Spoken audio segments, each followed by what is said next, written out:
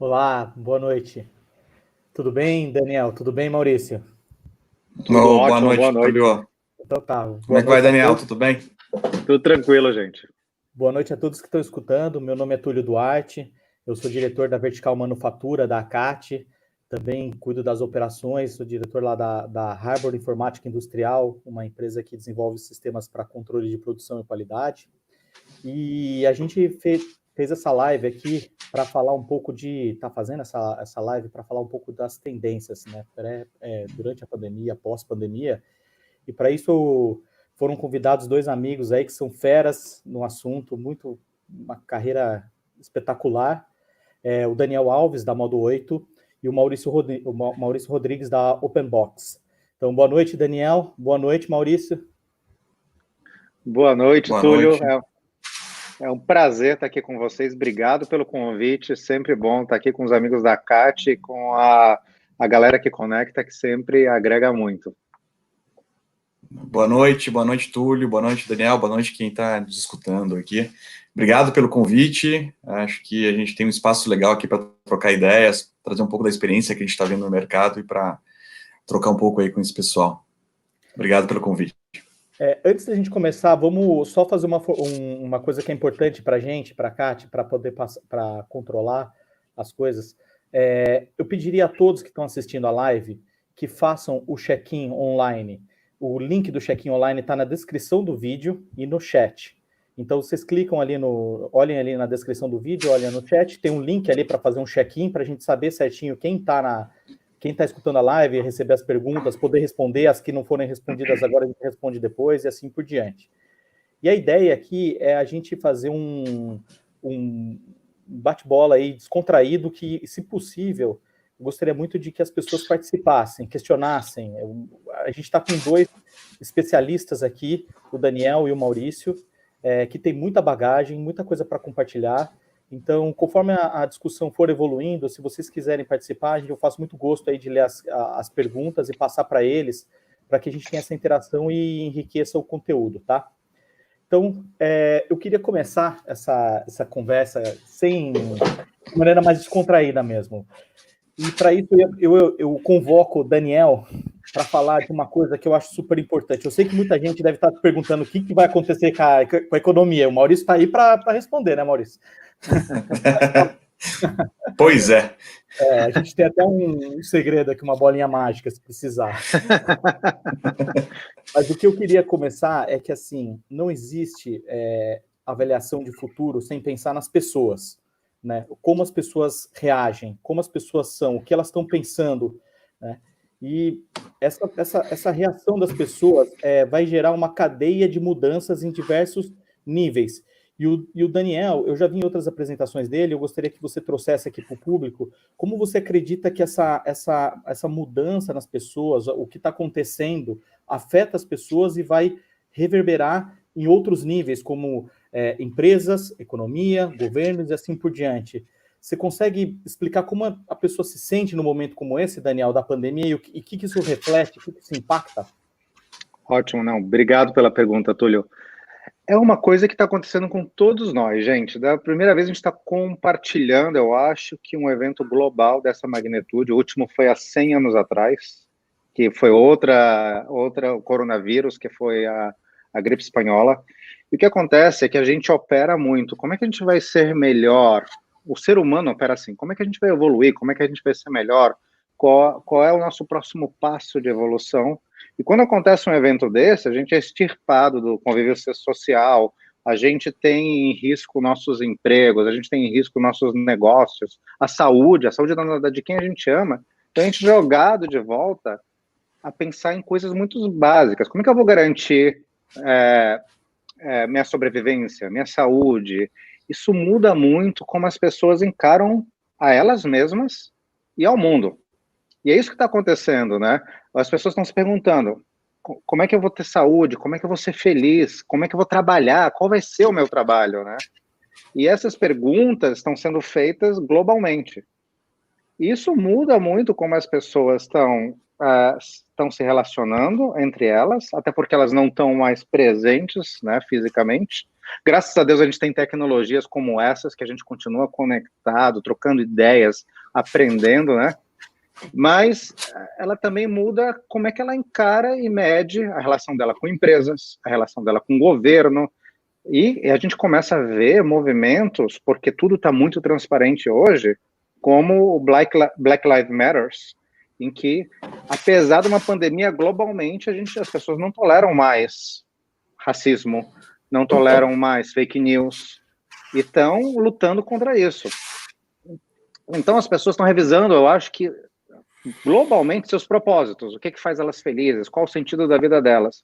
Isso influencia a relação delas com marcas, com empresas, e as empresas são quem conseguem, são as entidades que conseguem medir isso mais rapidamente, reagir a isso mais rapidamente. Quando as empresas mudam, muda a economia, aí os governos mudam e a sociedade inteira muda. São ondas de choque. Então, essa inovação pessoal que está ocorrendo com todo mundo, com todos nós, está afetando empresas que estão cada vez mais focadas em propósitos, em como melhorar o mundo, a comunidade, depois afeta a economia, afeta os governos e chega numa mudança da sociedade. Que eu sempre falo do novo normal. Eu espero que tenha um novo melhor para todos nós, essa é a verdade. Eu também espero.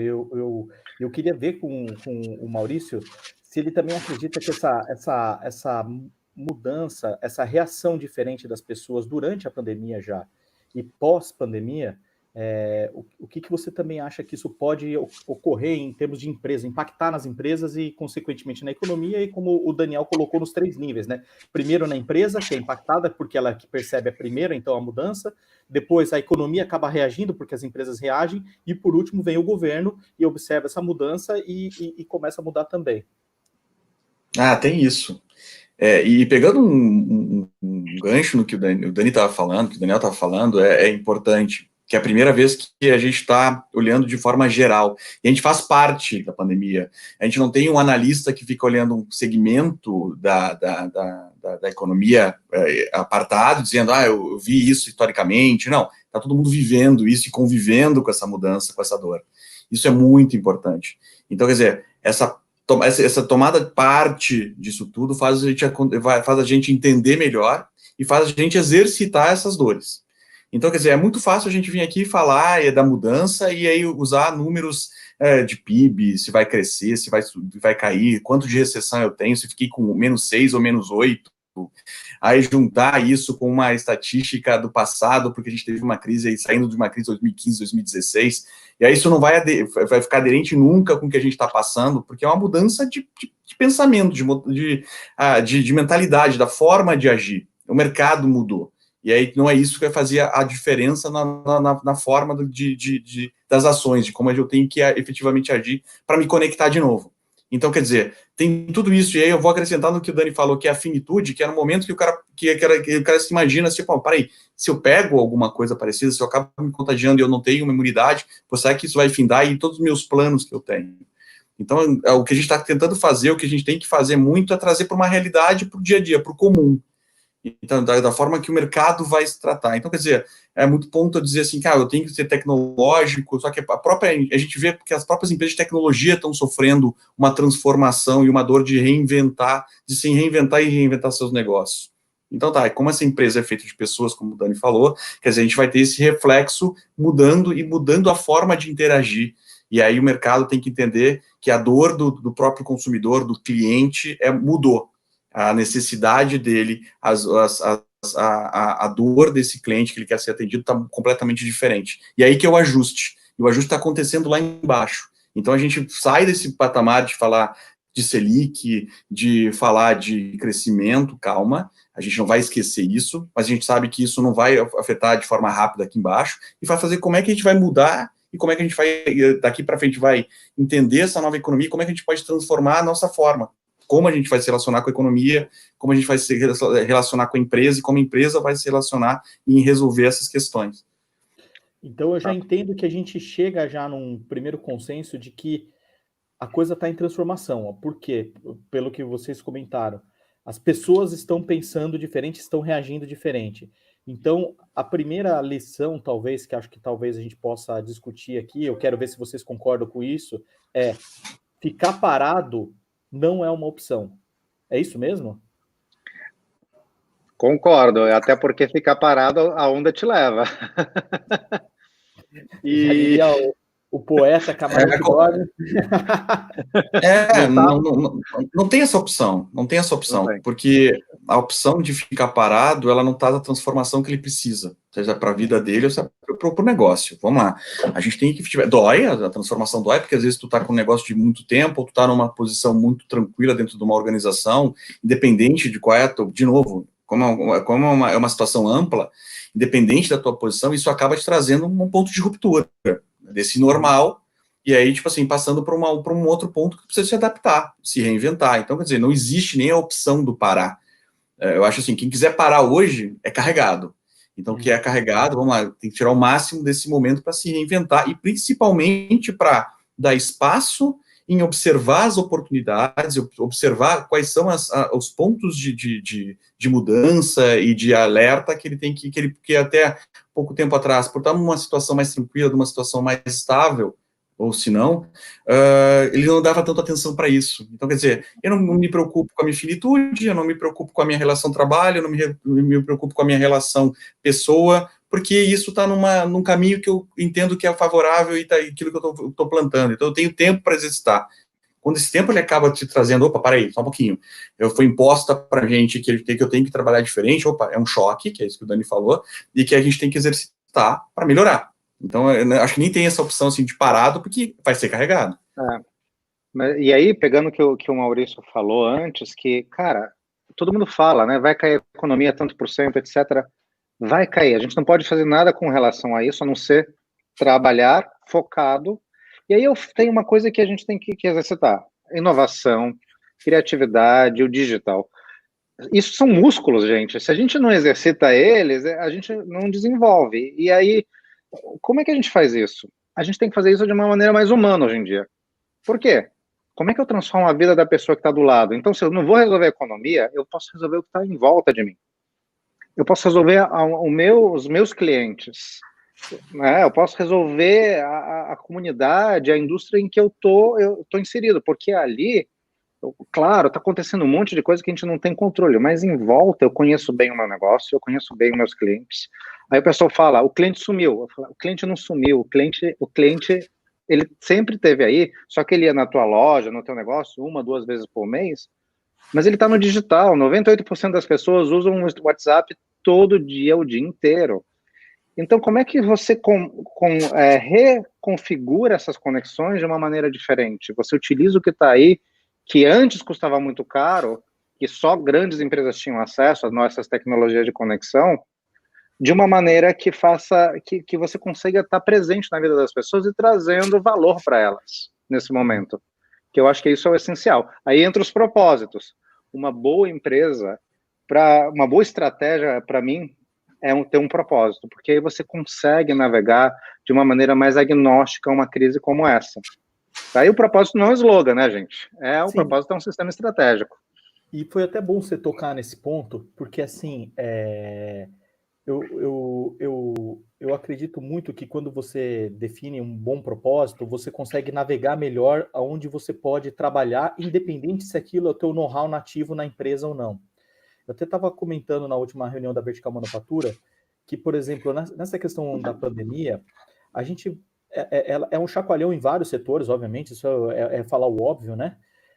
Mas pensa, por exemplo, uma empresa que detém a tecnologia de reconhecimento facial. Então, ela passa de uma situação de que ela está na crista da onda, com uma tecnologia que todo mundo quer. Eu quero colocar esse módulo de reconhecimento facial na minha fechadura, no meu sistema, no meu app, não sei o quê. Então, ele passa de uma empresa que tem a tecnologia que todo mundo quer para uma tecnologia que, a partir do momento que você entra numa situação que você é obrigatório usar máscara, que de repente aquilo não passa a funcionar. Então, todo aquele trabalho deles, se não tiver um propósito, a empresa estiver focada só na tecnologia, num serviço específico, sem um propósito maior, ela se vê bloqueada em agir porque a tecnologia dela simplesmente não funciona mais da noite para o dia. Basta um prefeito, um governador, um político decidir que, e não é falando mal dos políticos, é porque é necessidade mesmo. Basta se definir que a máscara é necessária, a gente sabe que é, para que essa tecnologia pare de funcionar e ele saia da ponta de ter um negócio que todo mundo quer para uma tecnologia não diria obsoleta, mas que tem que ser no mínimo adaptável. Então, como uma empresa dessa sairia na tua opção, na tua opinião, Dani, dessa encalacrada? É com um propósito mais do que a tecnologia e o serviço? Eu acho que sim, porque você não fica preso a modelos de negócios que estão ligados a uma invenção específica. Aí você entra na inovação, porque o que acontece? Ela é uma empresa de reconhecimento de tecnologia em reconhecimento facial, ou ela é uma empresa de dar acesso personalizado à vida? Olha como isso eleva. Uhum. Aí ela não está tão ligada a esse modelo de negócios. Claro que ele é importante, claro que ele traz a rentabilidade, ele traz um negócio, a receita, mas ela tem essa liberdade, essa energia até, de mudar as coisas e adaptar mais rapidamente. Eu acho que esse é um pulo do gato bacana que a gente tem que ter em mente também.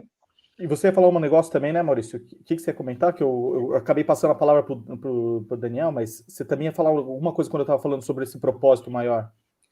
Não, eu concordo exatamente com o que o Dani está falando. Tipo, se tu pegar na tua solução e tu não ter um propósito para que aquilo, efetivamente, qual é a dor e qual é que é a solução que aquilo vai entregar, tu fica preso exatamente naquele produto que tu diz como produto final, que às vezes ele pode ficar pouco aderente para uma realidade que mudou. Então, o propósito, sim, tem que nortear, e tem que nortear cada vez mais de uma forma diferente do que a gente vinha até então se falando de propósito. E eu comentei com vocês hoje que eu sou bem questionador de algumas coisas, e o propósito que até então a gente falava, e muitas vezes internamente na empresa, na Open Box, e na conversa com alguns advisors, era propósito é marketing. Basicamente isso. E aí eu vi até alguns movimentos de propósito sendo marketing, onde algumas empresas queriam se reinventar e mudar a forma de se comunicar, mas não a forma de agir. Sim, então tem então, que viver é um momento que o mercado... mercado... Exatamente, que aí é isso que eu precisava, que é a velha história do eu preciso ser digital, eu preciso ser inovador, eu preciso ter uma área de inovação, eu preciso ter um propósito para atender o cliente da melhor maneira possível, eu preciso atender o mercado de uma maneira mais ágil, eu preciso atender o mercado de uma maneira mais justa. Eleva a forma de trabalho que tu vai pensar. Isso pode levar algum tempo. Até então a gente acaba acordando... Né? Até na tua própria empresa, Maurício, você tem um propósito muito forte que norteia muito bem ali a questão de ter uma fintech, né? Uma empresa que trabalha na área financeira, mas tem um propósito maior do que isso, né? Não, na verdade, não é só maior do que isso. A gente é uma empresa, então, uma fintech de crédito, né? Se eu fosse comentar, falar assim, então a gente é uma fintech de crédito. Não, a gente é uma startup que tem propósito, uma empresa de propósito, e é em cima de ações sustentáveis. E o segundo ponto é melhorar o acesso ao crédito efetivamente para as empresas e para as comunidades, e para melhorar a relação dessas empresas com a comunidade através de uma certificação ambiental. E aí é o ponto da história. O meu final não é simplesmente abrir o crédito, dar o crédito, ter uma plataforma de crédito, porque isso é o simples. A gente vai ser mais uma opção no mercado, claro, com uma facilidade, claro, com uma experiência muito melhor para o crédito ao cliente, tentando atingir naquele momento onde que as instituições que se dizem inovadoras acabam não atendendo. Mas qual é o propósito disso? É devolver para a sociedade alguma coisa. E aí eu também sinto na dor que normalmente em algumas conversas, a gente comentei com vocês até, que a gente foi fazer uma entrega para o Banco Central, acho que foi em fevereiro ou março desse ano, e um dos comentários que a gente estava lendo, porque quem foi entregar isso foi a nossa CMO, a Natália. O comentário foi que a gente era uma ONG, e nada contra a ONG, tipo assim, mas aquilo foi pejorativo e tal, isso é ONG. Não é. O mercado financeiro é extremamente rentável, só tem que ter uma ideia e uma proximidade muito maior e uma forma de fazer diferente muito mais clara. Tem esse espaço para isso.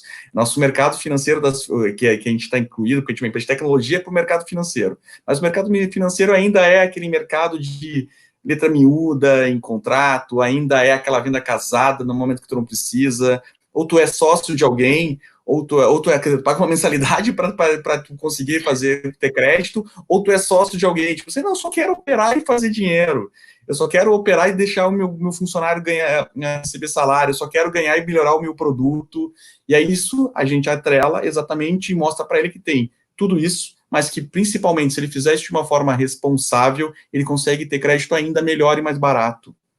É esse que é o propósito. Eu quero atingir todo mundo? Eu quero atingir só as empresas que são sustentáveis? Não. Pelo contrário, eu quero mostrar para todo mundo que todo mundo pode ser diferente, pode ser melhor. Então, esse é o ponto, assim, que tem essa ruptura também traz, essa análise. Peraí, o meu dinheiro está lá, o meu dinheiro está aqui, quem é que está operando isso, como é que está operando isso? Isso é para quem está investindo na gente lá na renda fixa, mas quem está tomando crédito? Ele pode se apresentar melhor. Eu acho que tem isso, não é só os dados que a gente recebe, é a forma que ele se apresenta, porque ele tem que ser fortalecido para o mercado, para trabalhar com open box, para trabalhar com banco, para trabalhar com uma cooperativa, com quem for, tá? Mas ele tem que principalmente se enxergar melhor e aí tentar conseguir mostrar isso, que a empresa dele tem uma relevância para a sociedade para onde ele trabalha. Esse é o grande ponto da diferença dessa estrutura, que é uma estrutura ética, que a gente chama, para o mercado. Esse é o grande ponto. Então, a gente entende que, nesse momento, se a empresa, até agora, pode ter criado um produto que já de cara começou a dar dinheiro, a fazer sucesso, e ela não parou com calma para repensar ou para pensar melhor o propósito de que ela está levando para os seus clientes, para os seus prospects, assim por diante. Pensar no propósito, repensar ele nesse momento é uma atitude saudável para começar uma transformação, na verdade, para se adaptar mais rápido, correto, Dani? E outra coisa, já vou me dar uma segunda pergunta. Vamos lá. Vocês dois têm de cabeça algumas empresas que estão se salvando e conseguiram se adaptar de maneira rápida porque definiram ou repensaram de maneira rápida o seu propósito? Tem. Vamos lá. Olha, eu acho que essa é uma pergunta excelente. Às vezes, cara, eu acredito muito na humanidade. Até quando você eu sou um futurista amador, e para ser futurista amador você tem que ser otimista, né? Então eu acredito muito na humanidade. É verdade. Então, a maioria das empresas tem um propósito, ainda mais hoje em dia, em ecossistemas de inovação aberta, então, e a gente vê muito isso, só precisa articular. E articular isso como uma estratégia, não é articular isso como um slogan, para a gente não correr o risco que alguém ache que isso é marketing. É mais que marketing. É a alma da empresa, é o DNA da tua estratégia. Uhum. E aí você vai revisar a tua missão, teus valores, né? O que você significa, o que isso significa para o teu público-alvo, como é que você transforma a vida deles. Então, eu acho que esse é um convite, essa situação traz um convite para fazer essa reflexão e olhar para dentro e olhar para fora, e olhar para dentro e olhar para fora, entender que ninguém entende melhor do que seu negócio do que você. Ninguém entende melhor do que o seu consumidor do que você. Às vezes a gente está viciado um pouco na maneira de fazer as coisas que sempre deu certo, que isso agora foi tirado, né? O status quo foi jogado janela fora e a gente tem que brincar com um canvas meio bagunçado. E é isso. Eu acho que essa é a grande oportunidade. Eu acho que tem que fazer um propósito, articular um propósito, e às vezes vai mudar o mundo, às vezes não, vai mudar a vida da pessoa que está ali do lado. E se você conseguir isso, você já está indo super bem. Eu tenho um exemplo para dar que, não sei se todos conhecem a Portabilis. A Portabilis é uma empresa de tecnologia de Lages.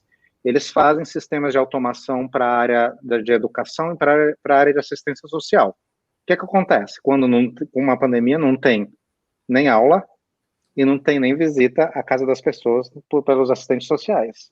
Uhum. E aí eu me lembro que o Thiago me ligou e falou assim, cara, o que eu faço agora? Não tem aula, tem 800 mil alunos debaixo da nossa plataforma, né, e não sei, milhares de professores, e a gente não pode fazer nada. Eu falei, qual é o teu propósito, Thiago? Ele falou, conectar e mudar pessoas para transformar o mundo. Eu falei, conecta essa galera.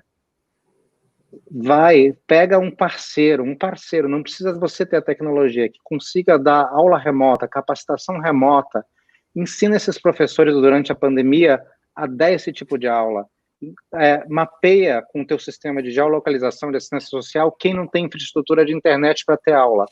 Cara, foi uma transformação, eles estavam fazendo a mesma coisa, cumprindo o mesmo propósito, mas através de outro tipo de entrega, eles transformaram a relação deles com as pessoas, que ficou muito mais forte.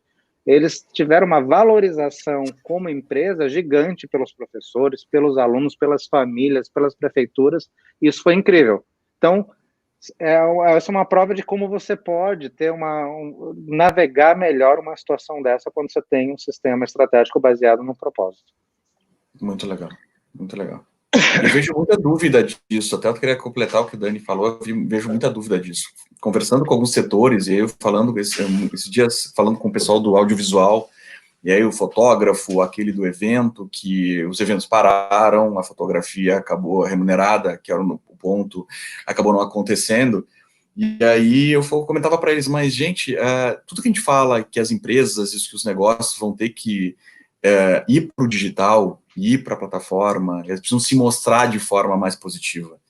E aí, tipo, o grande ponto era, até brinquei, não sei se comentei com vocês, é que eu estava conversando com o pessoal do audiovisual, eu tinha do outro lado lá um diretor de, sei lá, de cinema ou coisa parecida, e o cara que estava com uma luz fantástica, bronzeado, parecia que o cara estava numa live de Malibu, um troço maluco, assim, e eu estava assim, ó, e eu era assim, eu falei, gente, eu não sei fazer isso. Eu não sei fazer isso, tipo assim, o que vocês fazem de cor, não sei o quê. Então, tipo, enquanto vocês, olha o Daniel ali, o Daniel parece que tá numa sala com luz, não sei o quê, eu parece que eu tô numa caverna. Tipo, porque eu não sei. É aí que ponto que as pessoas têm que entender que é onde vem o conhecimento versus o propósito, versus interagir, versus inovar em cima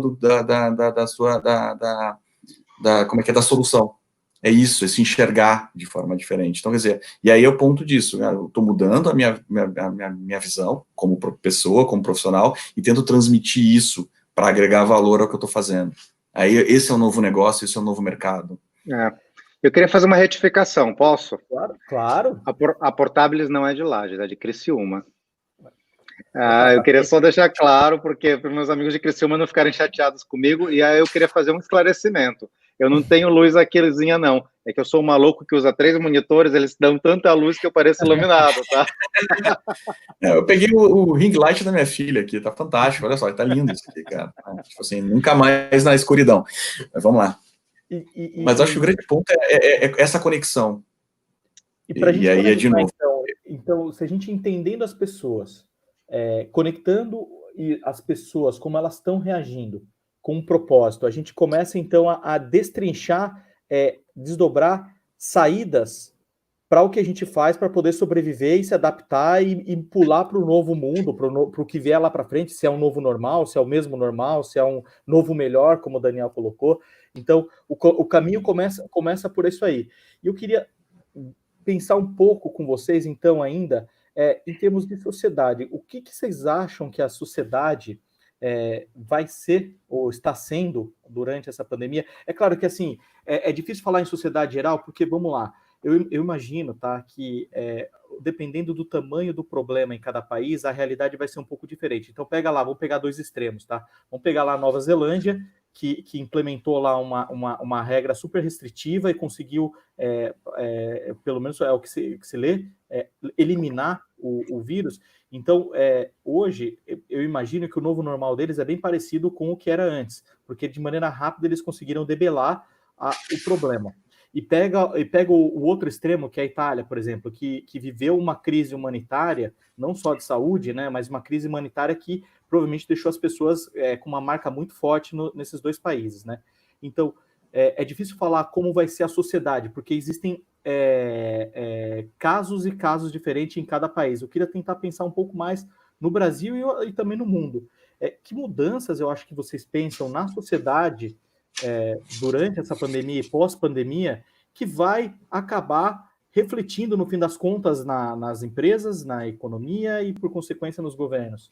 Vocês têm, assim, linhas gerais, por exemplo, assim, vocês acham que a responsabilidade social, esse tema vai subir? A questão da sustentabilidade, principalmente a responsabilidade de você, por exemplo, uma pessoa que é infectada, ela não pensar só, eu sou fora do grupo de risco, então quer dizer que eu posso pegar. Na verdade, ela também tem que pensar na responsabilidade dela ser um vetor de passar isso para frente. Vocês acham que, por exemplo, a responsabilidade social, a questão da descentralização de fornecimento para não ficar dependendo tanto do país, que tipo de mudanças na sociedade e, por consequência, nos negócios a gente pode iluminar aqui, fazer, assim, de novo, um futurismo mesmo, pegar uma bolinha de cristal mesmo, e fazer futurismo. É porque a ideia da live é assim, a gente apontar lanternas para diferentes óticas, que a gente sozinho às vezes não tem. E para isso que tem dois cérebros inteligentíssimos aqui para a turma que está assistindo. Olha, se eu puder começar, eu acho que essa situação toda prova que a palavra normal é muito frágil, o estado normal é muito frágil. Né? E a gente vinha numa pegada, o capitalismo, as empresas vão dominar as áreas de educação, de saúde, e numa situação dessa a gente vê a importância dos governos na vida das pessoas como agentes reguladores, e como se eles estão fazendo bem ou mal, a história vai julgar muito bem isso. Mas mais que a história, as pessoas estão julgando imediatamente isso. Eu acho que essa é uma coisa incrível do nosso tempo, que a gente não tem mais essa opção, tudo é transparente. Então, as escolhas, a responsabilidade dos governos, a responsabilidade das empresas se torna muito maior. E aí a gente tem que chegar no equilíbrio entre iniciativa privada, governo, como é que a gente melhora a vida de todo mundo olhando para isso, né? Eu acho que essa é uma nova realidade. E é uma realidade que a tolerância das pessoas, a tolerância das empresas, e eu espero que a tolerância dos governos também para fake news, para falta de responsabilidade, para um futuro que não é sustentável, né, que seja baixa a tolerância para essas coisas. Até porque, se a gente não fizer esses movimentos de melhoria juntos, as pessoas, as empresas, os governos, a gente não consegue chegar. Não tem como, não é mais os anos 70, né, os anos que o governo investia muito dinheiro e conseguia tirar a economia. A China mais não consegue tanto isso, né, ela já viveu o apogeu dela e agora é tudo tão interligado que a gente tem que viver nesse equilíbrio. E aí a gente vê situações que a gente nunca imaginou na vida, um dos maiores conglomerados de mídia do mundo, o primeiro ou segundo, que é o Facebook, passando o que está passando. Porque não cuidou de fake news, porque não cuida de combater racismo. 900 empresas retiraram investimento em propaganda do Google, do Facebook. Só que 98,5% da receita deles vem disso, né? Eu estou sabendo. É um impacto positivo. Eu concordo com você, Dani, nesse ponto aí. Eu acho que não é só a responsabilidade, então vamos chamar de responsabilidade social, ou só simplesmente de responsabilidade. Colocar o que é prioritário, fazer aquilo que tem que ser feito, que todo mundo sabe que tem que ser feito e é postergado. Acho que não fica só em nível de governo, acho que fica também no nível de pessoas e empresas, porque assim... o nível compartilhada, governo... eu acho a palavra. É uma responsabilidade compartilhada. O nível de governo é porque, assim, se aquela responsabilidade de fazer um bom ensino, fazer uma boa educação, é uma coisa que se o cara não fizer, o governo ou a empresa, isso vai refletir lá na frente, talvez para o próximo governante. Já na questão, por exemplo, da pandemia, se o cara não tomar as ações corretas, 15 dias depois, os problemas estão batendo lá na porta do hospital, né? A superlotação, no caso, né? Então, eu concordo com você muito nesse ponto. E volto a tocar no ponto da questão do Maurício junto com o propósito da empresa dele. Você também acredita nessa questão esse senso de responsabilidade de maneira geral? Pode ser que em um país ou outro isso não mude, mas de maneira geral esse senso de responsabilidade é algo que vai guiar a sociedade por consequência dos negócios, Maurício? Vai. E está crescendo cada vez mais isso, porque muito mais do que tu fazer isso de forma macro e isso não ser de forma atingível para a sociedade ou para o empresário, quando tu leva isso e tu explica que tem uma forma diferente, principalmente quando o cliente dele, seja uma empresa, seja uma pessoa física, que é o cliente, o consumidor, tem essa necessidade, que é isso que o Daniel falou, as empresas não estão tirando do Facebook, porque somente elas estão, porque elas, por si só, com os clientes delas, sentem uma pressão em cima disso, dessa mudança. Então, isso também é tudo interligado. Então, tem esse espaço, tem essa necessidade de mudança, principalmente porque está vindo da sociedade em relação aos seus produtos, a forma de que ela quer ser representada, do que ela quer consumir como indivíduo. Então, a gente está tudo extremamente interligado. E aí, isso, claro, vem essa pressão. Então, a gente tem notado aqui no país, exatamente até pelo tamanho, claro que a gente trouxe um exemplo da Nova Zelândia, que é fantástico, mas lá mesmo tiveram as suas perdas, tiveram as suas mortes, e aí tiveram que fazer uma gestão muito mais próxima de um país que é muito menor, e a gente não tem a complexidade que a gente tem aqui, muitas vezes, e a gente tenta buscar para melhorar.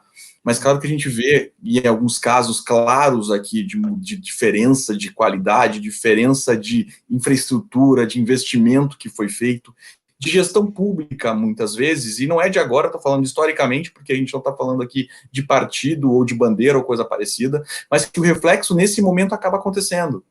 E aí, então, são medidas distintas, e aí medidas que não estão de acordo com a necessidade de um ponto ou de outro, não foram ponderadas de forma clara, nem discutidas de forma mais ampla, que acaba aumentando a dor. Esse que é o grande ponto, o impacto acaba sendo maior, enquanto eu vejo algumas outras estruturas já voltando, ou já com a possibilidade de uma proteção, do outro lado eu vejo o povo desprotegido e acaba sofrendo com isso. Então, esse é o grande ponto.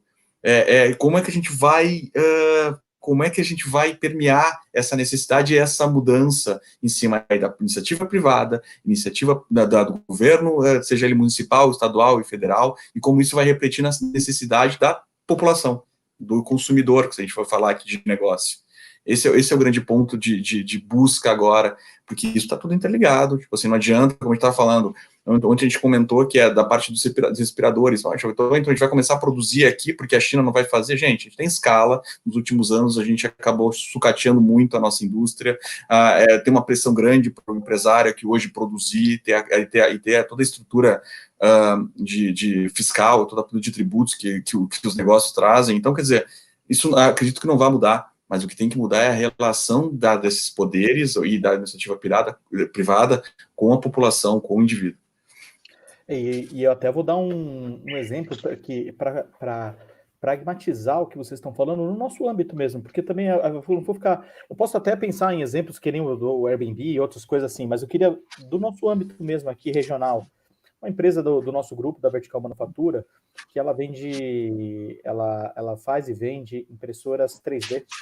E logo quando começou a pandemia, ela tinha mais de 1 milhão aí de equipamento, de recebíveis, de equipamento que já tinham sido entregues, e os clientes deram aquela segurada, e o proprietário dessa empresa, ele partiu para olhar para o que ele tinha e falar, eu não estou conseguindo mais vender, eu não estou conseguindo receber. Ele partiu e falou assim, mas eu tenho alguma coisa para ajudar no meio disso tudo. E ele foi lá e abriu a caixa das impressoras todas que estavam no estoque e começou a imprimir face shield. Esse movimento dele gerou, e claro, esses face shield foram entregues, e ele começou a gerar negócio para ele durante a pandemia, para se sustentar sua empresa, para que a empresa não fosse, e ganhou fôlego para começar a renegociar com aqueles clientes que seguraram pagamentos. Então, a partir de uma atitude de totalmente responsabilidade, na verdade, uma atitude louvável, ele gerou negócio, ele conseguiu ganhar tempo, ganhar fôlego para levar a empresa dele adiante nesse período. Eu queria abrir aqui, aproveitar que o público está participando, tem uma pergunta aqui de uma pessoa fantástica, a pessoa mais fantástica que eu conheço, o meu sócio, Paulo Narciso, ele está vendo a live. Eu não estou falando de sacanagem, mesmo, tá? Mas eu queria direcionar para vocês dois, tá? A pergunta dele é a seguinte: ainda que os governos tenham uma responsabilidade muito grande em dar alguma continuidade para o novo normal, o que as empresas precisam fazer para ajudar a si mesmas e a sociedade? Então, eu passo aí, quem quer começar, sai falando. Vai lá, Mal. Isso aqui é bom pro Mal. Não, é que é muito fácil a gente efetivamente... Eu respondo o seguinte dele, que tipo de ações as entidades como a CAT pode fazer? Acho que essa live é uma prova de que é uma ação em grupo, né? Porque a gente vai se conhecendo, falando, reúne as principais pessoas para poder falar de um assunto, os especialistas, para tentar ajudar os outros, tá? Mas vamos lá, Maurício, a pergunta dele. Vamos lá, vamos tentar juntar uma coisa com a outra e tentando responder a última pergunta, e aí já vai encaixando na primeira.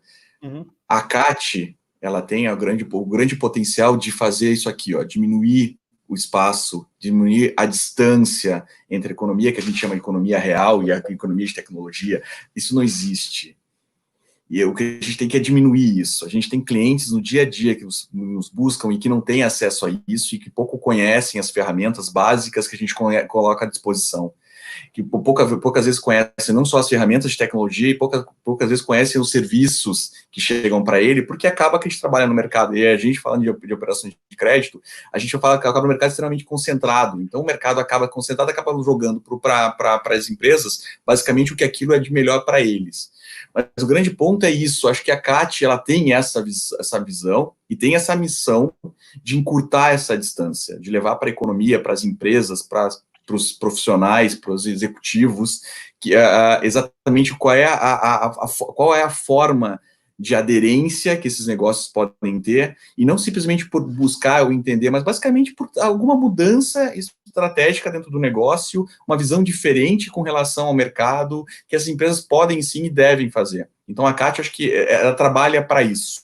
As verticais, como tu falou, vertical de manufatura, vertical a fintech, as várias verticais que a gente tem, tem uma vertical que é de sustentabilidade, que é fantástica. E a gente tem que colocar isso para girar e de uma forma muito positiva e mostrar efetivamente, e é uma coisa que eu falo quando a gente estava trabalhando na nossa certificação de sustentabilidade, aquela que para diminuir a taxa de deságio das empresas, que não podia ser uma coisa para lançar foguete, porque não é isso que o empresário faz. O empresário no dia a dia, ele vende o produto, ele faz toda a parte comercial, a parte de estrutura, para pagar as contas no final do dia. Ele mata o leão todo dia para pagar. Então, tu não pode trazer para ele assim, agora que tu tá pagando, pagou tua luz e pagou o salário do teu funcionário, vamos lá, vamos aprender a lançar foguete. Isso não funciona.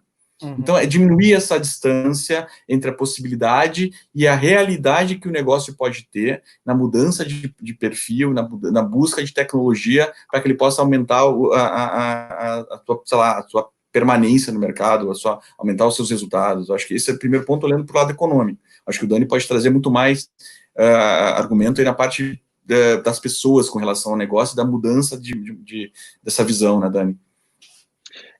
Eu acho que a CAT tem um papel... Eu acho que a CAT é uma inovocracia, uma democracia da inovação. Excelente, hein? Neologismo bom. Muito bom. Porque a CAT, cara, é uma mãe. Ela não tem... Ela é agnóstica em termos... Falta agora de maturidade digital, o que você conhece. Ela está ali para ensinar, para ajudar as pessoas, realmente o que o Maurício falou. Eu falo que a CAT é um Google Translator do mundo da inovação e do mundo digital, tá? E isso é incrível, porque ela dá acesso, ela democratiza e faz isso de uma maneira especial, porque, e por mais incrível que pareça, a grande força da CAT é o capital humano. Isso é impressionante. E aí, boa gente chama boa gente, você gera esse ciclo virtuoso que é incrível. Então, eu acho que o papel da CAT é isso, é democratizar essas soluções, democratizar a ajuda para quem precisa realmente se aproximar e gerar colaboração. Eu acho que isso é um pilar incrível. Então, instituições como a CAT fazem isso, geram colaboração, democratizam esse mundo de inovação aberta e ensinam, e que é muito importante. E eu conecto também com a questão que o Paulo perguntou também, sobre o que as empresas podem fazer de ajudar a si mesmo, é justamente isso que o Dani comentou. Estar e se aproximar de grupos, de bons grupos que dividem bons valores, porque as empresas entendem as dificuldades, podem atuar em grupo e se ajudar, né, buscando soluções para problemas complexos. A gente está enfrentando problemas nunca vividos pela nossa geração ou pelas gerações anteriores. Então, quem fala que tem a solução para tudo devia estar nessa live, primeiro de tudo. Não, mas brincadeiras à parte, que é difícil achar alguém, a experiência conta muito, e eu acho que a experiência, não só a experiência, mas o compartilhamento, e eu acho que as empresas compartilhando suas dores, necessidades, elas podem identificar caminhos para se ajudarem. Tem uma outra pergunta que eu gostei muito aqui da Natália Braulio, que ela diz o seguinte: a curva da necessidade da mudança está mais veloz ainda, ou seja, está mudando muito rápido. Já a curva de aprendizado e adaptação das pessoas é mais lenta que essa necessidade de mudança. Como vocês veem o impacto dessa discrepância na economia nos próximos anos? Boa. Tá falando de economia, mas Dani, manda aí, cara. Excelente pergunta. Eu tenho que pensar agora, fala a verdade. Tem aquela bola de cristal aí, mas tem que dar uma pensadinha. Eu vou deixar o público interessado enquanto você pensa aí, Maurício. Mal, acho que eu tenho que trazer aí o inteligência artificial da macroeconomia agora, depois que eu falar do lado humano. Estou pegando a vida do Maurício difícil. Mas o que tá brincadeira, a gente sempre se complementa bem aqui. O que acontece aí? Eu acho que tem um conceito que a gente tem que ter muito claro quando se fala de aprendizado. A gente tem que aprender para toda a vida. Gente, a gente vai viver 90, 100 anos. Nos próximos 10 anos, a gente vai agregar aí na expectativa de vida das pessoas 10, 15 anos. A gente nunca fez isso antes. E com essa hiperconectividade que a gente tem acesso a aprendizado de todo lugar, e de qualidade, de graça, e a discussões e trocas, o que é incrível. Então, a gente não precisa ser só uma coisa na vida. Eu acho que isso é uma coisa que vai vir ainda mais firme com essa desmaterialização da sala de aula física, essa desmaterialização de você precisar de um diploma, sabe? Que é o que está acontecendo agora. A gente está passando por um grande processo de desmaterialização. E aí eu acho que as pessoas têm que encarar que tá tudo bem, as coisas mudam muito rápido, mas a gente tem que aprender também a mudar rápido. Então, eu trago até uma experiência que até citei ontem, num papo que a gente estava, da Alemanha. Antes do Covid, a Alemanha tinha 2% de desemprego. Mas 10 anos atrás, eles tinham 13%, que é o mesmo que o Brasil tinha antes do Covid. O que eles fizeram? Eles fizeram toda uma capacitação técnica da população, para eles terem profissões técnicas, e valorizaram isso tanto quanto uma profissão universitária, até um cara que tem PhD. O que acontece num sistema desse? Ele é muito mais fluido, muito mais rápido, você consegue se adaptar às novas profissões mais rapidamente. Aí entra a responsabilidade dos governos também, de estarem direcionando isso através de políticas, através de uma visão estratégica, mas também das empresas. Gente, se as empresas não capacitam as pessoas, associações como a CAT não capacitam as pessoas, como é que a gente vai suprir essa mão de obra necessária com todas essas tecnologias que estão vindo aí no futuro? Então, acho que tem esse conceito de aprender para toda a vida. A gente não precisa ser só uma coisa, a gente pode ser várias coisas, né? E a capacidade de discernimento, o que me faz feliz? Tem muita gente que estudou para ser advogado e não é feliz. Tem muita gente que estudou para ser administrador e não é feliz. Então, vamos tirar esses preconceitos que foram voltados por um sistema que é um sistema de educação da época da Revolução Industrial, e vamos pensar em educação como uma coisa fluida. Eu acho que isso vai ajudar muito até as pessoas podem ir até à frente, porque as tecnologias como inteligência artificial, hiperconectividade, vêm para ajudar as pessoas a serem melhores na sua profissão, melhores no seu aprendizado. Então, eu acho que quando você muda a mentalidade, você muda também a forma de encarar o aprendizado, você consegue acelerar muito. Verdade. E tem essa curva, a gente estava falando assim, tem uma coisa que é a possibilidade de evolução, e outra coisa é o que o momento atual de ruptura traz, que é a necessidade de evolução. Então, eu tenho ali a necessidade de mudança, que eu vejo que é muito ponto da inovação, mas eu tenho também a disposição pela mudança, pela adaptação. Que é aquele momento assim, ó, desse modo, eu não vou conseguir partir, porque eu não posso partir, não posso continuar desse jeito, mas que da mesma maneira eu tenho a disposição para entender melhor, para me entender melhor, para entender quem eu sou, para me entender melhor, para dizer assim, ó, quem é como eu quero viver, de que forma eu quero trabalhar, de que forma eu quero me relacionar, seja eu uma empresa, seja eu um profissional. Então, quer dizer, eu tenho essa possibilidade, eu tenho eu abro essa possibilidade de dizer assim, ó, eu efetivamente tá na hora de eu entender como é que eu vou me adaptar a esse novo cenário.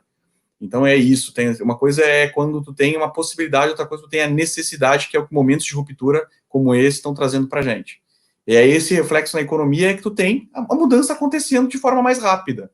Então eu tenho a necessidade, eu tenho um mercado que ele acaba, se a gente trouxer para a ponta, ele acaba se extinguindo ou tendo uma mudança, e eu tenho então a disponibilidade, a necessidade de fazer isso acontecer. Então isso acontece de forma mais rápida, a inovação acaba colocando isso de forma mais rápida, e eu também vejo nisso uma evolução, que é isso que eu acho que o Daniel comentou, que é isso, de forma melhor, como eu posso me relacionar de forma melhor, mais positiva. Aquele modelo que eu fazia antes e está relacionado com o que eu quero para o meu futuro, não, possivelmente tem esse momento de inflexão, de dizer assim, como é que eu vou passar a me relacionar daqui para frente, seja como marca, seja como pessoa, com a sociedade que eu estou inserido. Eu até queria agregar uma história pessoal, aí eu vou falar isso eu não sou exemplo, tá, gente, mas eu posso compartilhar o que eu vivi. Eu fui programador, já fui administrador, já fui inovador, já fui consultor, acelerador. Assim, cada vez que eu tive preconceito com rótulo novo, isso me atrasou. Toda vez que eu abracei a mudança, isso me acelerou. E o que importava no final do dia é que eu vou ser feliz. É isso que importa, que eu acho que é isso que o Mal falou agora, que é o mais importante de tudo isso. Eu vou ajudar as pessoas que estão em volta, cara, isso te acelera. Aí você aprende rápido, você absorve rápido, você domina rápido, você vai para frente. E eu também queria colocar ainda uma outra ótica também sobre essa pergunta, já me metendo na resposta aí dos especialistas, é que eu acho que é difícil um dos lugares mais difíceis de ter um vácuo, porque o que ela está falando é um vácuo, né? De você ter uma necessidade e não ter ninguém suprindo. Um dos lugares mais difíceis, no fim das contas, é no mercado. Porque se começa a aparecer necessidade, logo já aparece alguém oferecendo. Então, a capacidade de reagir e mudar vai acabar preenchendo esse espaço. Eu espero que o espaço seja preenchido por exemplo, se a gente tiver uma discrepância desse tipo no Brasil, que ela seja ocupada por empresas brasileiras. Mas se a gente não conseguir ocupar esses espaços, pode ter certeza que alguém de fora vai ocupar. Então, e esses espaços, e eu estava até lembrando de um material que eu li da BCG sobre o cenário pandêmico, e eles colocam da seguinte questão: nas empresas, para poder fazer esse movimento de não ter essa discrepância que a Natália comentou, corte custos, mas não corte em talento, porque o talento é o que vai fazer o aprendizado e a agilidade da mudança para que o negócio sobreviva e vá para frente. É um negócio que eu me lembrei agora que eu tinha lido lá da BCG, que eu acho que pode ser uma outra ótica sobre essa mesma pergunta, tá? Tem uma outra pergunta aqui, Paulo Forte, que, na opinião de vocês, em razão desse novo normal, empurrado pela pandemia, devemos reformular o consumo?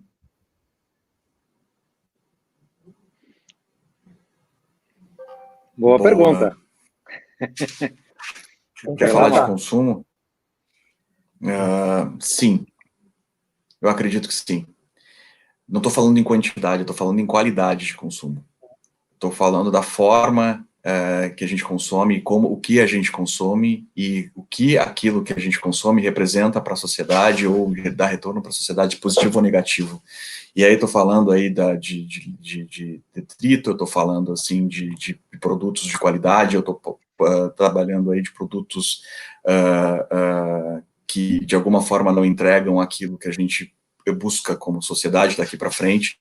Então a gente vai ter sim uma mudança forte na parte de consumo e como a gente consome. Não é só da maneira, do canal que a gente consome, que a gente está vendo isso no dia a dia, né, da forma que a gente está entregando isso, que foi como o Daniel começou a conversa dele, tipo do cliente chegar na loja e agora ele comprar o mesmo produto por um canal de internet, mas a forma que a gente consome, o que aquele produto relaciona para a gente. E aí isso, de forma que as empresas têm que se posicionar para que o meu público ele consiga perceber dessa mudança. Eu perceber o valor efetivo do meu produto. Então tem uma ponta bem clara de mudança de consumo para mim, e isso vai ficar ainda maior, muito mais evidente nos próximos anos. A gente teve uma aceleração de 3 a 5 anos, como a gente estava falando ontem, do que é o consumo e a forma do consumo, da forma que ele se dá. Então, tudo que a gente estava esperando ter de um amadurecimento de mercado ou uma melhoria, uma mudança de mercado muito mais consciente daqui a 5 anos, a gente está vivendo isso agora. E a necessidade está vindo agora. Então, tem essa mudança bem clara de estrutura de consumo que a gente tem que ficar muito, muito atento e levar isso para as discussões que a gente tem de ressignificação de empresas ou de marcas ou de produtos e de forma que a gente está se relacionando. Acho que o Daniel consegue completar isso muito. Antes de completar, deixa eu só interromper, porque eu me lembrei de um exemplo que eu vi do diretor da Heineken falando que, por exemplo, nessa questão de consumo, a gente imagina assim, a cerveja não é um item que não caiu, porque todo mundo continua comprando, bebendo e tudo mais, mas ele falou assim, não, mudou e mudou muito, porque o mercado de cervejas, pelo menos ele estava explicando da Heineken, é dividido exatamente igual entre as cervejas que as pessoas consomem em casa e a cerveja que as pessoas consomem na rua. E é diferente, porque na rua tem um pouquinho de volume, em casa é mais qualidade. Então, como basicamente todo tipo de evento externo, shows, boate, restaurante foi fechado, quase o consumo caiu um monte, e ele foi todo direcionado para esse padrão, né, para esse modelo de consumo de mais qualidade. Então, eles têm uma boa estrutura industrial, que eles tiveram que adaptar a capacidade produtiva dele, entender esse modelo mudando rápido, entender e mudar a capacidade produtiva deles, porque esse tipo de bebida, esse tipo de cerveja com mais qualidade não era produzido em tão escala quanto uma cerveja, o outro tipo de cerveja. Então eles tiveram que fazer uma adaptação rápida para continuar atendendo o consumo, não deixar a peteca cair e aumentar o volume das marcas que o pessoal toma mais em casa, que ele chamou de marca de mais qualidade. Acho isso é importante. Mas isso é uma coisa que a pandemia está mudando as perguntas quando você consome. Quando eu olhei a McKinsey faz um pulso do sentimento do consumidor e ela avalia o consumo em 32 categorias, que são consideradas até categorias de básicas a mais sofisticadas. Diminuiu o consumo em 28 categorias. O que ficou? Entretenimento, gasto com comida, gasto com criança, gasto com limpeza e saúde. Beleza. Aí a gente olha, quais são as perguntas que as pessoas estão fazendo? Não é quanto eu vou consumir, é como e por que eu estou consumindo isso. Então muda o sistema de você pensar. E aí você faz isso de uma maneira mais consciente. Aí você começa a ver alguns movimentos até no digital, que passa a ter uma importância muito grande. Por exemplo, hoje eu recebi, a Amazon está lançando o sistema de compras recorrentes deles, que você pode comprar comida, você pode comprar produtos de limpeza, produtos de higiene pessoal, ou seja, o supermercado. Só que você faz isso de maneira recorrente, você ganha mais desconto. Para ter uma compra recorrente e ganhar desconto de uma maneira adequada, você tem que planejar. Olha como uma coisa leva a outra, a mentalidade das pessoas vai mudando e você começa a mudar teu padrão. Então, o consumo está sendo mais consciente, ele está sendo mais pensado e ele está restrito porque o dinheiro disponível também vai ser menor. Essa é uma realidade. A gente isso a gente não pode fazer vista grossa, vai ter menos dinheiro disponível para consumo. Então, ele tem que ser mais inteligente. E ser mais inteligente significa, provavelmente, que as empresas elas têm que ser e fazer uma busca incansável pela competitividade. Eu não digo por preço, eu digo pela competitividade, que vai além de preço, vai na forma, na qualidade, no tempo de entrega e assim por diante. Então, acho que um ponto importante que você está falando, quando o recurso, o jeito de consumir, ele fica mais escasso, a empresa, se ela não partir para buscar incansavelmente ser competitiva, não atuar mais só no ramo, eu sou a mais barata, ponto. Não, ela vai ter que mudar essa mentalidade, talvez, de ser para ser a mais competitiva, porque elas vão estar disputando menos recursos. Com certeza. E a gente volta em coisas básicas, eu volto para Michael Porter, quando lançou o que é a estratégia em 1996, ele falava de 2 pilares: a experiência que a empresa proporciona, e o outro pilar era o valor. Mas valor não é barato. Valor é como é que você tem que medir isso, como é que você realmente ajuda a vida da pessoa. E então a nova maneira de fazer inovação é isso. A pergunta não é que produto eu faço para você, é como eu melhoro a tua vida. É essa a pergunta. O produto vem depois. Eu acho que é essa cadeia, esse pensamento que vai ficar. Estava mudando já antes da pandemia. O Mal falou uma coisa certa, isso acelerou. E as empresas estão vivendo isso agora de uma maneira urgente. Essa é a grande mudança. E tem uma pergunta também da Jaqueline Fonseca sobre a parte da educação, que eu acho que você poderia retomar, Dani, aquela questão da Alemanha, tá? Que eu acho que me lembra um caso que eu já escutei você comentar uma vez sobre o jeito que eles mudaram a educação, que ela pergunta assim, ó, como que vocês pensam a educação nesse momento de transição? De fato, a escola não pode voltar a ser a mesma, mas como ela caminhará para a inovação? Jaqueline, super obrigado pela pergunta. Eu acho essa pergunta fantástica.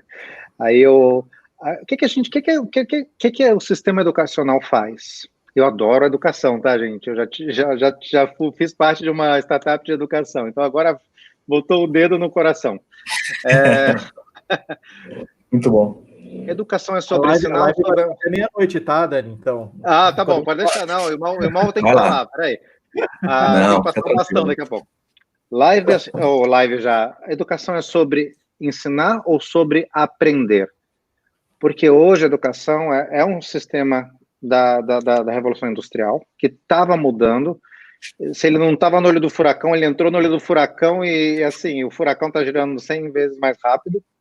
Só que aí o foco tem que ser como é que as pessoas aprendem. E não são títulos. São capacidades que a gente dá para a pessoa de evoluir. Então, eu acho que essa é a grande mudança que a educação tem que ter, tá? Como a inovação é essa. A inovação é tirar do foco do conteúdo para como é que você contribui para que a pessoa aprenda sempre e que ela vá construindo essa jornada de evolução. E eu volto mais uma vez naquele conceito. Educação é para toda a vida. E educação não é para necessariamente ter título. Aí você começa a enxergar o ser humano de uma maneira mais holística. Porque as capacidades, as habilidades técnicas são muito importantes. Mas vamos falar das capacidades que a gente chama de soft skills, né? Da inteligência emocional. Cara, a gente tem que ensinar a inteligência emocional para as crianças. Isso tem que ser matéria para criança, para adulto, para todo mundo, também para os mais velhos, né?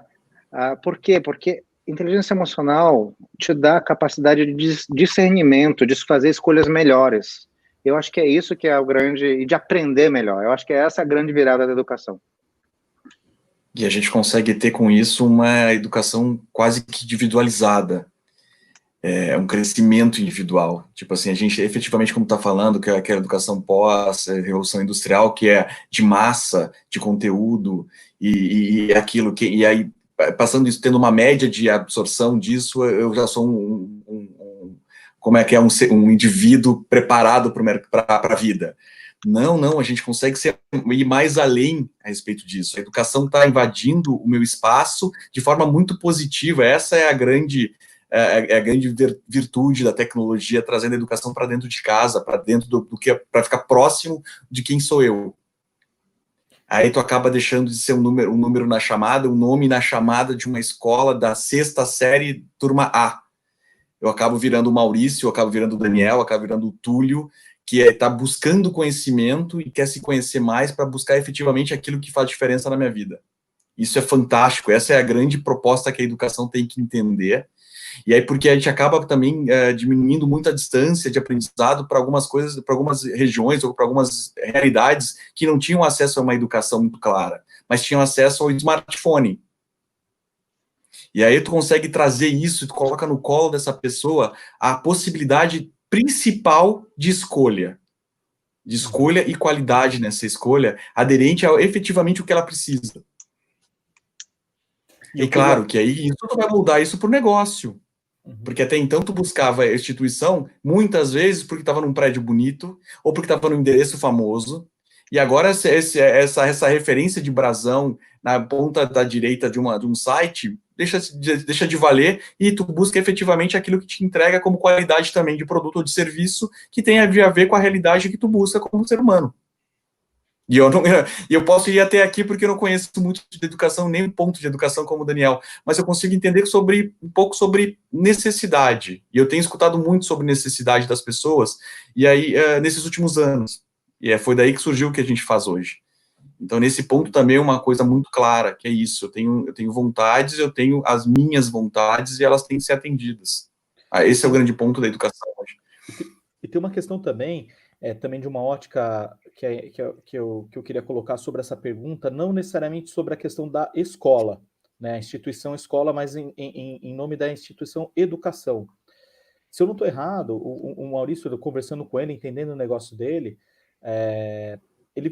você faz uma educação financeira também. Por que você faz? Assim como a Harbor faz. A Harbor, ela entrega além, por exemplo, se você for no site da Harbor e olhar o blog da Harbor, você vai ver quanto dá para você aprender sobre controle de produção e qualidade, mas em teoria, agnóstico de solução.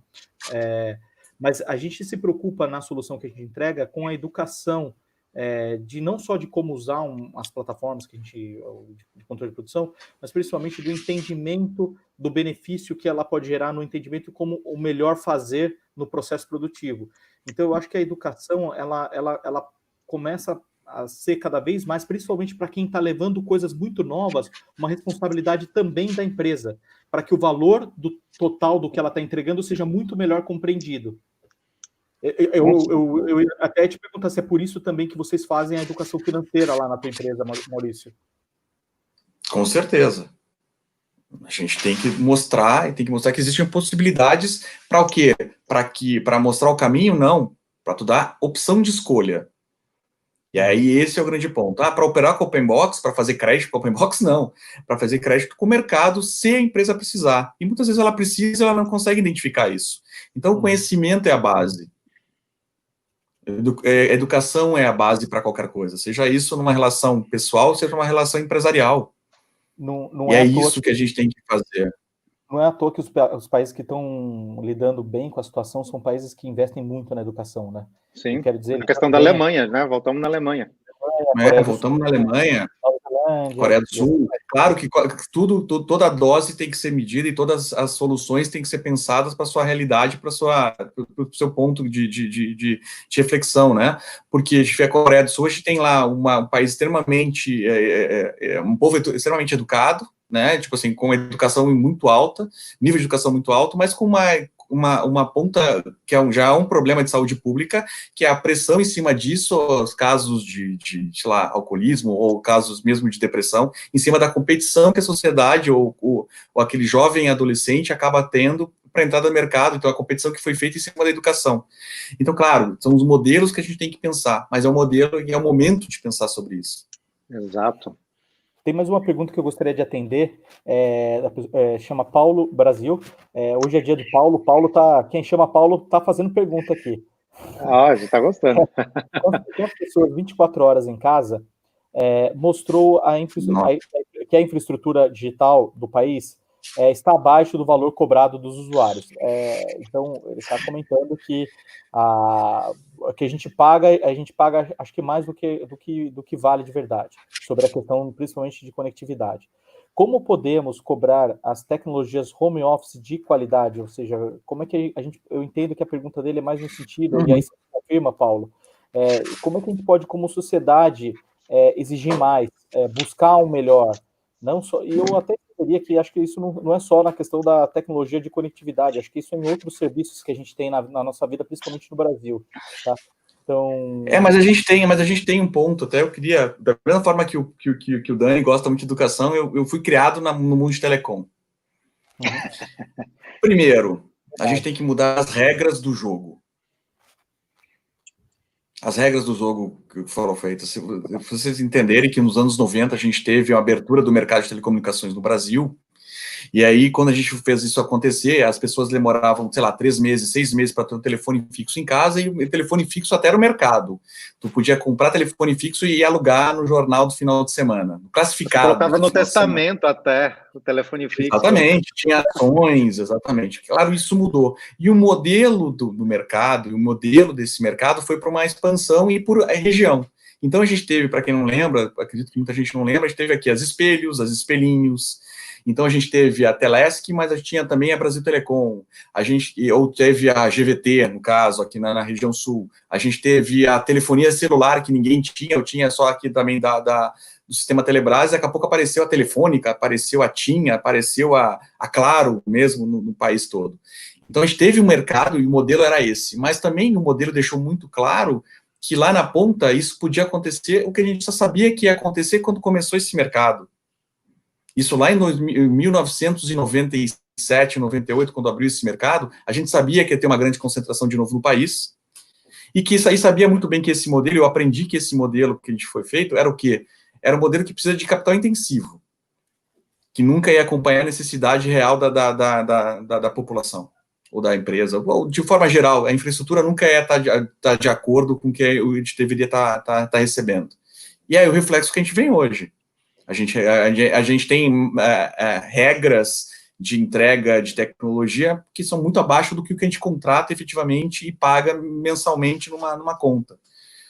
E aí essa infraestrutura consegue ser ajustada simplesmente com canetaço? Duvido muito, o investimento está muito alto, isso não vai acontecer do dia para a noite. Então essas regras têm que ser repensadas pela Agência Nacional de Telecomunicações, a Anatel, e aí tem que ter sim uma legislação muito mais forte. Talvez o mercado tenha que ser aberto novamente para a competição, porque se mostrou que aquele primeiro modelo da concessão não deu certo. Então, a gente está longe, Paulo, é uma pena dizer isso, acredito que a gente está muito longe de ter uma estabilidade do que diz a tecnologia entregue no home office. A gente está muito longe disso. E só para complementar, Paulo, a pergunta foi para uma pessoa que trabalhou muito tempo nessa área. O Maurício fez carreira em todos os níveis, brilhante nessa área de telecom. Teve uma startup de telecom. Exatamente, ele trabalhou nas maiores... Não, na verdade, eu fiz eu tive uma startup, não, telecom era uma grande startup, na verdade, eu fiz participei do startup da Bell South, que era a que virou tendo a Claro, então a Claro Digital, e depois da GVT, e aí depois eu fui para a Telemar lá em cima, que fez a Oi. Então conheço um pouquinho dessa brincadeira, gosto é uma cachaça, mas é isso, e a gente já sabia, eu venho falando para muita gente há muito tempo.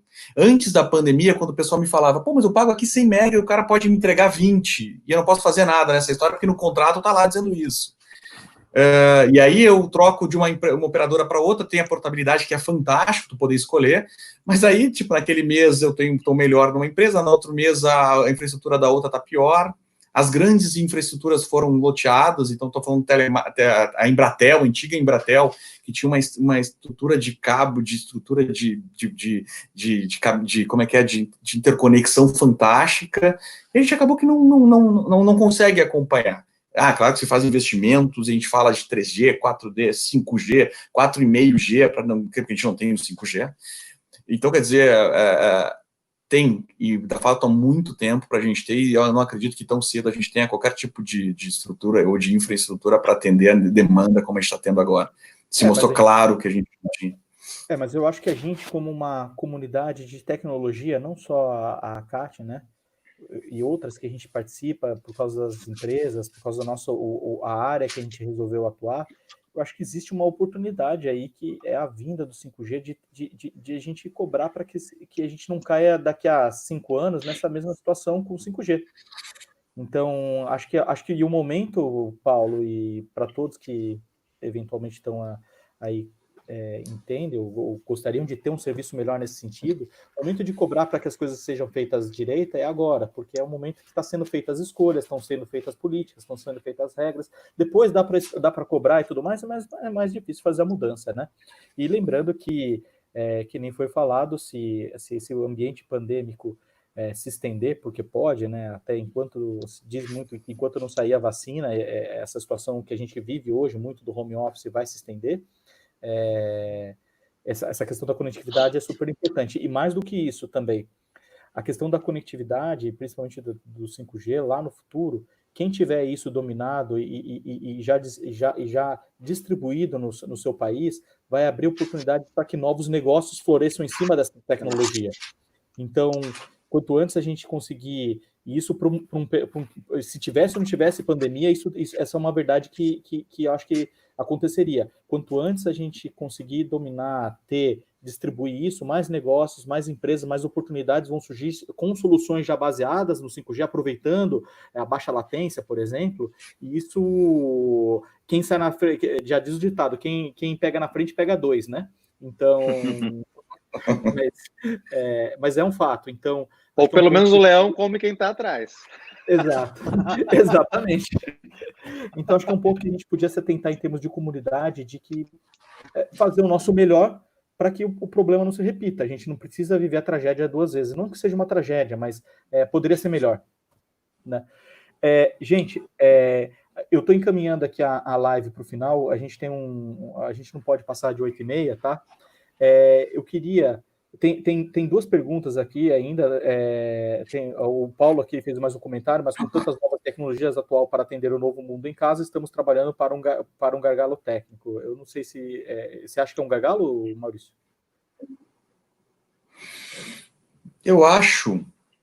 Eu acredito, normalmente eu tento acreditar, porque eu conheço um pouco desse mercado e conheço as pessoas extremamente competentes que têm esse mercado, que a gente não vai ter um gargalo, não vai ter, assim, não vai sentar, como a gente diz, no sistema. Uhum.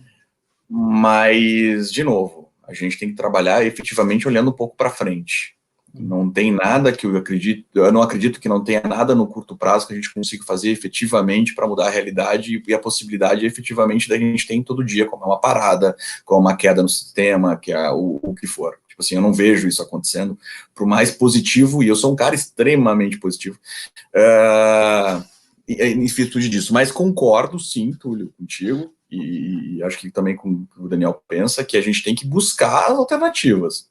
Senão a gente acaba não inovando. Se a gente sabe que tem um gargalo ali, a gente sabe que o modelo não funciona da primeira vez, a gente tem que forçar que tenha um novo modelo e que esse novo modelo não repita pelo menos os mesmos erros lá de trás. Esse é o grande ponto. E vai ter sim gargalo, acredito que o gargalo pode acontecer, o gargalo vai acontecer, eu já sentiu isso, exatamente, já está existindo.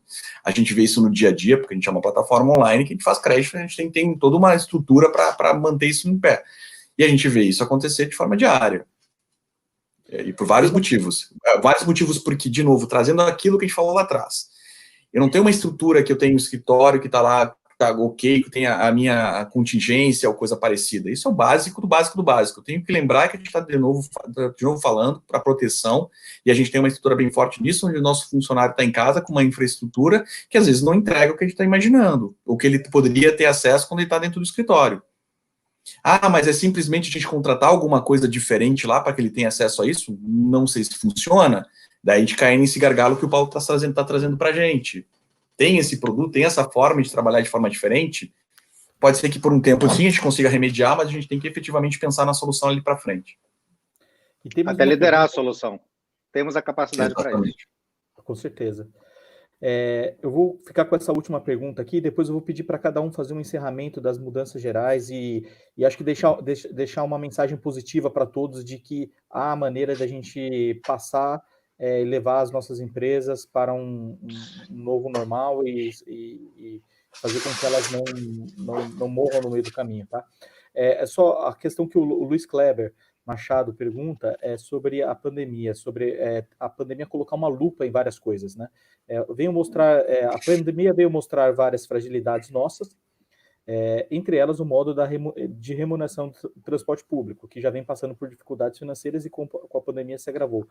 O que vai ser do transporte público? Eu acho que a gente podia até estender isso. O que vai ser do transporte nesse período pós-pandêmico? Tá? Porque a gente também estava caminhando para várias coisas, né? Compartilhamento, vários meios alternativos e tudo mais, e de repente pegar a mesma bike que outra pessoa pegou já não é uma boa ideia, pelo menos durante o período pandêmico, né? Desde que ela não seja higienizada e tudo mais. Então, enfim, o que vocês pensam que para onde pode caminhar, se isso mudou ou não mudou com a pandemia? Eu tenho uma visão bem clara com relação ao transporte público. O modelo que normalmente a gente enxerga nas cidades, nas grandes e médias cidades do país, ele é um modelo ultrapassado. E a gente tem que achar uma solução. Não é simplesmente dizer que está ultrapassado e a gente vai deixar assim, porque tem gente que ocupa, tem muita gente que ocupa, e eu quero ocupar o transporte público de qualidade. Só que essa ferida que a gente vem carregando há um tempo atrás, e é pouco investimento, muitas vezes, nesse setor, acabaram que a ferida ficou exposta nesse momento onde eu tenho, e vinha sendo exposta nos últimos anos, quando eu tenho o advento aí de uma crise, e a gente vai isso para a parte do aplicativo. E aí, então, aquela primeira milha ali, que as pessoas pegavam um ônibus de 2 paradas, 3 paradas, acaba não acontecendo, porque eu pego um carro de aplicativo, é muito mais rápido, muito mais barato, e atende a minha necessidade como usuário, na forma rápida e na forma clara que eu quero ser atendido. Então tem todo um pensar diferente, que simplesmente colocar um ônibus numa linha para atender um bairro 24 horas por dia, não sei se atende efetivamente a necessidade da população. A gente tem que pensar isso com transportes alternativos, a gente tem que olhar o mundo e entender o que a gente pode trazer para a gente, o que a gente pode trazer, e aí pensar melhor, ocupar isso e pensar melhor, que é basicamente buscar soluções sustentáveis para a gente fazer isso acontecer, para que a gente efetivamente, que essas mudanças não tragam um peso que a gente vai ter que pagar daqui a 20, 30 anos. Então é o momento da gente pensar isso e buscar investimento para esse tipo de visão. É um pouco mais amplo do que simplesmente a gente dizer que o ônibus tem que ter ar-condicionado ou o ônibus tem que ser melhor cuidado ou ser limpo. A gente tem que cuidar efetivamente se aquilo está entregando o que a sociedade está precisando. Porque eu tenho sim, e é simplesmente também não dá para dizer que todo mundo vai usar o aplicativo, porque eu tenho aquele profissional que trabalha de madrugada, ele precisa do ônibus para se locomover, sim, ele precisa chegar na empresa dele, sim. Eu tenho que ter isso funcionando. E aí isso também é um grande ponto que acho que conecta com o que o Daniel falou, que é o quê? E o profissional disso. A gente tem empresas aí que empregam 1.000 pessoas, 800 pessoas de forma direta. De forma indireta, a gente está falando de 5.000 pessoas para uma companhia de ônibus. E aí, como é que isso vai se dar? Aonde vai essa mão de obra? Como é que eu vou fazer essa transição? São pessoas, elas têm a sua realidade e a gente tem que respeitar isso. Tem que exatamente, de forma clara, para que o mercado também consiga entender que aquilo tem efetivamente qualidade para que ela possa ser absorvida. Não adianta simplesmente tu fazer um programa de capacitação, onde tu saia com um diploma e que aquilo não seja reconhecido ou que tenha pouca utilidade prática no mercado. Uhum. A praticidade disso é muito claro. E aí funciona de forma clara isso, a capacitação versus a abertura que muitas outras instituições, tipo, eu posso citar aqui o próprio Sebrae, que quer capacitar isso para produtos e para serviços, e a gente sabe que o emprego não vai ter para todo mundo, e a gente sabe que a demanda pode aumentar, ou pode ser uma demanda melhor. Como é que eu vou capacitar essa pessoa que tinha lá uma realidade, agora vai ter outra, para que ela possa efetivamente se inserir dentro do mercado e ter uma realidade diferente? Que é isso que é muito claro, como a gente viu no turismo rural, que antes era muito mais de extração, e agora está falando de muito mais de cuidado e preservação. Esse é o grande norte que a gente tem que ter para esse tipo de solução para todos os mercados. Estou falando de transporte público, eu estou falando de alimentação, eu estou falando de cuidado ambiental, eu estou falando de tudo. Essa é a minha visão. Uhum. Eu acho incrível o que você falou, porque no final é sobre pensar de uma maneira ampla. Não dá para pensar como se fosse numa bolha. E eu acho que a transformação do transporte público é a transformação da cidade, a transformação na capacidade de trabalho das pessoas, a capacidade de ressignificação do trabalho e ressignificação da função delas na sociedade. Esse é um exemplo. É claro, o transporte público é um exemplo claro disso. E aí a gente vai para uma coisa que a tecnologia faz muito bem para nós, que é ela democratiza e ela devolve a capacidade do ser humano que ele possa ter perdido. E aí vamos pensar por qual é a grande revolução do transporte público. Para mim, é o carro elétrico, o carro autônomo. Tá? Por vários motivos. Antes do Covid, morriam 26.000 pessoas por ano por causa de acidente de carro. Hoje morrem 5.000, por ano não, por semana, perdão, era por semana. Hoje morrem 5.000, porque a gente está usando muito menos transporte, está se locomovendo tanto. Mas o que acontece com um carro autônomo, com um carro elétrico? Eu garanto que o algoritmo de um carro autônomo e um carro elétrico é muito mais seguro do que qualquer ser humano, por mais que ele seja um piloto de Fórmula 1 atrás de um volante. Por que isso não foi implementado ainda? A gente já está nesse nível. É claro, tem algumas coisas de infraestrutura, precisa de um 5G para um carro autônomo funcionar bem, isso está vindo, mas alguns países já têm, etc. Mas isso vai vir mais rápido do que a gente pensa. Isso é uma solução para o transporte público também, porque vai baratear, vai tornar mais sustentável, vai tornar mais democrático, vai tornar mais seguro, vai abrir a porta para que talvez uma pessoa de 90 anos tenha acesso na porta da casa dele a um transporte adequado de que leve ele para um centro de saúde, e por aí vai. Então, acredito que é o carro autônomo, é o carro elétrico, mas eu acho que o Maurício tocou numa coisa essencial. Né? Quais são as novas profissões que isso traz? Como o mercado se altera em volta? Porque o mercado se altera em volta, O carro autônomo muda o mercado de transporte, mas muda o mercado de turismo, o mercado de saúde, o mercado de bebidas. Agora é uma anedota, né? Até porque você vai poder beber, você não está dirigindo, né? Você vai poder beber no carro. De educação, porque o cara pode ficar aprendendo enquanto está numa viagem, né? Ele não tem que dirigir mais, ele pode ficar lendo, ele pode se entreter, pode se educar. Exato. E se essa onda de choque renova esses mercados, amplia esses mercados, novos empregos surgem aí. Então a gente tem que pensar como é que tudo está conectado e como é que a gente ajuda as pessoas a fluírem dentro dessa ondas de choque e de inovação que vão ocorrer. E aí a gente vai ter cidades que vão precisar de menos espaço para estacionamento, menos espaço para... Olha, vai ser muito melhor aproveitado o espaço da cidade, vão virar parques, cidades mais sustentáveis, a gente vai gastar menos dinheiro em seguro, e a gente vai poder investir em outras coisas. E essas outras coisas geram novas profissões, essas outras coisas geram novas possibilidades para todos nós. E talvez a aquisição se torne servitização, né? Você paga por corrida e assim vai. Bom, essa geração nova, a geração alfa, não vai ter carro. Sim. Exatamente. Aquilo que eu estava trazendo do nosso mercado, de novo. Para tu ter um acesso a crédito, tu tinha que ser sócio de alguém. Uhum. Ou tu tem que ser sócio de alguém, ou tu tem que pagar uma mensalidade para tu conseguir pagar juros para ele depois, quando tu tem acesso ao crédito. É fantástico isso. Um modelo que não funciona. Eu tenho que conseguir alugar o carro na hora que eu preciso, ou pegar o carro na hora que eu preciso, se eu ocupar o carro, eu posso pegar a bicicleta no segundo momento, eu tenho que pegar o meu seguro por demanda, eu tenho que pegar crédito na hora que eu quiser. Na hora que eu quiser, da forma que eu quiser. Esse é o grande ponto. Mas o principal, quando a gente fala assim de carro elétrico, quando a gente fala assim da mudança, é agora. Quando a gente está pensando nisso, a dor da população, a dor do empresário é agora. A população que fica sem emprego ou o empresário que não consegue pagar a conta no final do mês. O que a gente faz e como é que a gente consegue estender a mão para fazer essa ponte? Porque essa ponte não está ali. A gente consegue discutir sim, botar numa sala um empresário para falar de carro autônomo, que eu acho que é fantástico, e concordo com o Daniel, é o futuro. Mas eu preciso também construir a ponte para que ele vá para o outro lado com segurança. Porque senão não é justo. A gente que estava falando, não é justo. E não pode ser justo, eu não posso entender que é justo que eu vá na frente e o leão me coma quem está atrás. Uhum. A gente tem que cruzar a ponte junto. Se não for assim, não vale a pena a gente fazer nada e nem falar de inovação, porque a gente não vai estar inovando em nada. Ninguém pode ficar para trás, essa é a verdade. Trabalhar da mesma forma, fazer um site para que a gente possa ter acesso a crédito e o crédito é caro, e eu tenho regras para ter crédito, não funciona. Não é isso que a gente buscou aqui falando do nosso mercado. Então a gente não inova. O momento que a gente inovar é o momento que a gente constrói a ponte e carrega todo mundo para o outro lado de forma segura, com um ponto de clareza que a gente tem. Esse é o grande ponto.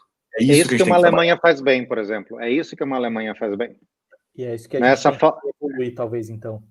Exatamente. E é fantástico, porque na Alemanha, sabe o que tem na Alemanha que é fantástico? Pessoas falam alemão. A única diferença que eu vejo para as nossas são pessoas. Também. A diferença lá, claro, possivelmente eu tenho uma estrutura muito mais clara que consegue fazer essa ponte acontecer de forma mais comum, de uma forma mais usual para todos, fica mais claro entender. Então aqui, que a gente não fala alemão, mas a gente fala um português muito claro, como é que a gente vai, entre nós aqui, que tem um pouco mais de... que entendemos de um lado, e como é que a gente pode puxar o resto, como é que a gente pode efetivamente criar essa ponte e trazer o pessoal para o lado de cá. A gente vai ter uma sociedade muito mais justa, muito mais real do outro lado. É isso, exatamente. Assim, é esse o ponto que a gente tem que trabalhar. Pessoal, a gente tem a gente vai ter que encaminhar aí para finalização. O pessoal ainda vai falar bastante aqui ainda, tá? Ainda tem recado, mensagem importante do Maurício e do Daniel, que eu acho que é de prático para a vida das suas empresas, da tua vida profissional. Eu só queria antes comentar que é muito importante para a gente receber o feedback do que vocês estão achando da live. Para isso, tem no link do vídeo e no chat um link para vocês darem lá a nota, uma pesquisa de satisfação. Essa pesquisa guia o que a gente pode melhorar, o que a gente pode fazer mais por todos que estão assistindo e pela comunidade como um todo. Então, quem não... Nossa, por favor, antes de saírem, né, depois que encerrar a live, por favor, peço que vão lá e preencham o formulário da pesquisa de satisfação. Eu queria fazer um encaminhamento final aqui com a palavra de cada um de vocês, e eu começando com a minha palavra mesmo. Ótimo. Alguns envelopamentos, um envelopamento aí de coisas que a gente já discutiu bastante, coisas que também eu acredito, que eu gostaria de pontuar, que eu achei importante para as empresas. Eu acredito que esse mundo pandêmico que a gente vive agora e o pós-pandêmico vão ter 3 tipos de mudanças significativas que quanto antes a gente entender, assimilar e buscar se adaptar, seja com talento interno ou com apoio externo, fazendo parceria, buscando outras pessoas, buscando quem pode ajudar, melhor, que é acelerar ações que já iam acontecer de qualquer jeito, ou seja, ir para o digital, por exemplo, é um exemplo desse tipo, né? Então, essa situação pandêmica vai acelerar ações que a gente sabe que iam acontecer de alguma maneira. Existe outro tipo de mudança que a gente também tem que, acho que talvez se atentar, que mudanças que vão acontecer por esse novo normal, de novo, são dificuldades que vão acontecer, mudanças, mas que toda dificuldade ali existe oportunidade também. Então, por exemplo, a questão de show, um show, né, que no mundo pandêmico o show está proibido, não pode em show e tudo mais. Então, quer dizer, são mudanças que o normal impõe. E há um terceiro tipo de mudança que o mundo estava caminhando para um lado e talvez possa caminhar para outro lado numa guinada bem forte por causa dessa questão, dependendo de quão forte for o impacto da pandemia em cada lugar, cada país e tudo mais. Por exemplo, eu vou citar um exemplo, a gente estava caminhando para mudanças no sentido de dar mais ênfase à privacidade das informações. Talvez lá na frente isso possa mudar um pouco, porque em prol de uma sociedade saudável, você compartilha um pouco mais de informação, você baixa um appzinho que diz como está a sua saúde, para que você não seja um vetor de transmissão. Então, a própria globalização em si, de você produzir tudo na China porque lá é barato, talvez isso possa mudar um pouco, isso ser descentralizado. Então, esses 3 tipos de mudança. A mudança que é a aceleração do que a gente já sabia que ia acontecer, mudanças que vão ser ocasionadas por causa da pandemia, e mudanças que são guinadas em pensamentos que estavam quase que se consolidando, guinadas fortes. Então, eu queria que as pessoas pensassem muito bem nesses 3 tipos de mudança, porque, novamente, quem entende as mudanças e a raiz dela está nas pessoas, nos hábitos, nas escolhas, consegue entender melhor como o seu negócio pode mudar e se adaptar e sobreviver. E, na verdade, quando a gente está falando mudar, se adaptar, sobreviver, a gente está falando, no fim das contas, de inovação, da integração, da transformação integral que o Daniel tanto fala, que não é só uma transformação digital, é uma transformação que passa por tecnologia, conhecimento, pessoas. Que é isso que a empresa dele faz. Então, eu queria, Daniel e Maurício, se vocês puderem também dar uma luz final nesse fechamento para o pessoal que está assistindo, pode ser pragmático ou mais teórico, mas coisas que vocês acham relevantes que o pessoal possa levar para si no final dessa live, para adotar já amanhã nas suas empresas, ou na semana que vem, ou pelo menos ter essa diretiva aí, que não pode perder isso de vista. Ótimo. Primeiro, eu gostaria de agradecer. Compartilhar a telinha aqui com vocês foi excelente, foi um papo muito legal, muito obrigado. Obrigado à galera que perguntou, perguntas excelentes. É um prazer, me convidem de novo. Mas eu acredito que o século XXI começou finalmente, gente. Essa é a verdade. Começou com essa pandemia, essa é uma grande oportunidade. E eu acredito num novo melhor. Eu acho que a gente vai ter pessoas mais atentas, mais cuidadosas e mais conscientes, eu espero isso. A relação das pessoas com as marcas, com as empresas, vai estar medida e definida pelo impacto que essas empresas, essas marcas trazem para o mundo. Os grandes problemas da humanidade são as maiores oportunidades de negócio, gente. Não tem vergonha de ganhar dinheiro com isso. Tem que ganhar dinheiro com isso, tá? Eu acho que a relevância das empresas vai estar definida pelos propósitos delas, pela capacidade de se adaptar, pela agilidade delas. Os governos se tornam importantes, mas vão ser cobrados à altura, porque tudo está muito transparente, as organizações também. E eu acho que a gente vai viver numa sociedade melhor. Eu acho que essa é a verdade, é onde a gente tem que mirar. Se todo mundo mirar, a maioria mirar, a gente chega lá juntos, sem deixar ninguém para trás, né, Maurício? E fazendo as pontes que a gente tem que fazer. É isso, gente. Obrigado. Obrigado a você, Daniel. Maurício? Obrigado, Dani. Obrigado, Túlio. Bom, primeiro também agradecer a oportunidade de falar um pouco. Na verdade, não é entregar ideias ou simplesmente é construir com vocês, tanto com o Daniel quanto o Túlio, com o pessoal aí que fez as perguntas e a gente conseguir contribuir com muito pouco do conhecimento que a gente tem. E aí, nesse momento, a gente vê como é importante essa troca. E aí, esse é um dos pontos que eu trago para o empresário ou para o profissional que está escutando a gente agora, questionem o modelo, questionem o que vocês vêm fazendo até agora, da forma que vocês vão fazendo até agora, porque da mesma forma que a gente fala para vocês aqui que o produto ou o serviço de vocês tem que estar na internet, tem que estar na rede para isso acontecer, existem outras soluções para as demandas de vocês que estão entrando nesse mercado também.